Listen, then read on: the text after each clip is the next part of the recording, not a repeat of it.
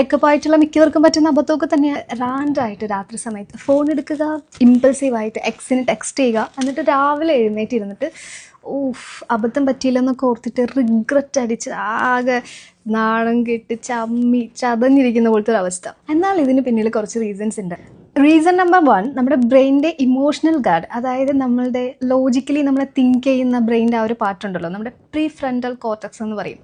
പുള്ളിക്കാരൻ രാത്രി സമയത്ത് ഇച്ചിരി ഡൗൺ ആയിരിക്കും. ബിക്കോസ് നമ്മൾ ഓൾറെഡി ഭയങ്കര ടയേർഡായിരിക്കും. നമ്മുടെ ബ്രെയിനിൻ്റെ ലോജിക്കൽ പാർട്ട് കുറച്ച് ഡൗൺ ആയിട്ട് ഇമോഷണൽ പാർട്ട് ഈ ഒരു പൊസിഷൻ അങ്ങോട്ട് ടേക്ക് ഓവർ ചെയ്യും. അതുകൊണ്ട് തന്നെ നമ്മൾ ഈ രാത്രി സമയത്ത് തിങ്ക് ചെയ്യുന്നതിനേക്കാൾ കൂടുതൽ നമ്മൾ ഫീൽ ചെയ്യുകയായിരിക്കും ചെയ്യുന്നത്. We think less, feel more and act ഇമ്പൾസീവ്ലി.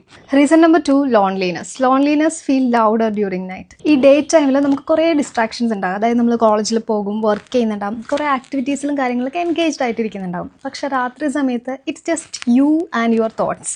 ആ ഒരു സമയത്തെ വിരസതയൊക്കെ ഒഴിവാക്കാൻ വേണ്ടിയിട്ട് നമുക്ക് കുറച്ച് ക്ലോസ് ആയിട്ടുള്ള, കംഫർട്ടബിൾ ആയിട്ടുള്ള ആരെങ്കിലും ആയിട്ട് കണക്ട് ചെയ്യാൻ വേണ്ടിയിട്ട് നമ്മുടെ ബ്രെയിൻ ശ്രമിക്കും. അപ്പോൾ സ്വാഭാവികമായിട്ടും കുറേ നാളുകളായിട്ട് നിങ്ങൾ കൂടുതൽ കണക്ട് ആകുന്നത് നിങ്ങളുടെ ബോയ് ഫ്രണ്ട് അല്ലെങ്കിൽ ഗേൾ ഫ്രണ്ട് അല്ലെങ്കിൽ ക്ലോസ് ആയിട്ടുള്ള ഫ്രണ്ട്സ് അങ്ങനെ ആരെങ്കിലും ആയിട്ടായിരിക്കുമല്ലോ. അപ്പോൾ ഒബ്വിയസ്ലി ബ്രെയിൻ ആ ഒരു വ്യക്തിയായിട്ട് കണക്ട് ആകാൻ വേണ്ടിയിട്ട് ശ്രമിക്കും. Reason number 3, nostalgia bias. ചില സമയത്ത് നമ്മുടെ ബ്രെയിൻ നല്ല നല്ല കുറേ ഓർമ്മകളെ ഇങ്ങനെ റീപ്ലേ ചെയ്യുന്നുണ്ടാകാം തലയിൽ. ആ ഒരു നൊസ്റ്റാൾജിയ ബയസ് ഹൈയിൽ നിൽക്കുന്ന ആ ഒരു സമയത്ത് ബ്രേക്കപ്പിനെ കുറിച്ചോ അല്ലെങ്കിൽ ആ സമയത്തുണ്ടായ റീസണെ കുറിച്ചോ ആ സമയത്തെ വിഷമത്തെക്കുറിച്ചോ ഒന്നും ചിന്തിക്കത്തില്ല. ആ ഒരു പേഴ്സൺ നിങ്ങളുടെ ലൈഫിൽ ഉണ്ടായിരുന്ന സമയത്തെ നല്ല നല്ല മൊമെന്റ്സ് ആയിരിക്കും കൂടുതൽ ചിന്തിക്കുന്നത്. ആ ഒരു സമയത്തെ സന്തോഷവും നൊസ്റ്റാൾജിയൊക്കെ കാരണം ടെക്സ്റ്റ് ചെയ്യാനും കോൾ ചെയ്യാനൊക്കെ ശ്രമിക്കും. റീസൺ നമ്പർ 4, കുറച്ച് മാസങ്ങളായിട്ടോ കുറച്ച് വർഷങ്ങളായിട്ടോ നിങ്ങളെ സന്തോഷം കണ്ടെത്തിയിരുന്നതിൻ്റെ ഒരു റീസൺ നിങ്ങളുടെ എക്സ് ആയിരിക്കാം. സോ രാത്രി സമയത്ത് വെൻ സ്റ്റിമുലേഷൻസ് ഒക്കെ ഭയങ്കര കുറവായിട്ടുള്ളൊരു സമയത്ത് നിങ്ങളുടെ ബ്രെയിൻ ഡോപ്പമൈൻ ഹിറ്റാകാൻ വേണ്ടിയിട്ടുള്ള റീസൺസ് ഇങ്ങനെ തിരഞ്ഞുകൊണ്ടിരിക്കുന്നുണ്ടാകും. അതുകൊണ്ടിട്ട് തന്നെ ആ ഒരു പേഴ്സണെ ടെക്സ്റ്റ് ചെയ്യുമ്പോഴോ കോൾ ചെയ്യുമ്പോഴോ നിങ്ങൾക്ക് ഒരു കൈൻഡ് ഓഫ് ഒരു റിലീഫ് കിട്ടും, ഒരു സന്തോഷം കിട്ടും. Reason number 5, unfinished emotional loops. ചില ബ്രേക്കപ്പ് ഒക്കെ സംഭവിക്കുന്നത് ഡിസേർവ് ചെയ്യുന്ന രീതിയിലുള്ളൊരു എൻഡിങ്ങിലായിരിക്കത്തില്ല. കുറേ ക്വസ്റ്റ്യൻസും കാര്യങ്ങളൊക്കെ ബാക്കി നിൽക്കുന്നുണ്ടാകാം.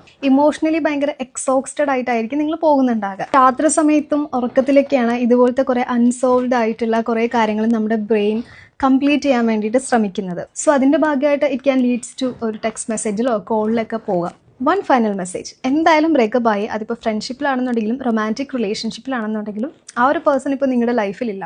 നമ്മുടെ ഈ ഒരു ഹീലിംഗ് ജേർണിയിൽ ബ്രെയിൻ ഇതുപോലെ കുറേ ട്രിക്സ് ഒക്കെ കാണിക്കാറുണ്ട്. വലിയൊരു എംബാരസ്മെൻറ്റിലേക്കൊക്കെ പോകുന്നതിന് മുന്നേ ask yourself a question. ബ്രെയിനിൻ്റെ ട്രിക്സ് ആണോ നാളെ രാവിലെ റിഗ്രറ്റ് ചെയ്യുമോ, നാണക്കേട് തോന്നുമോ എന്നൊക്കെ ആലോചിച്ചിട്ട് ചെയ്യുന്നത് നല്ലതായിരിക്കും. Thanks for watching.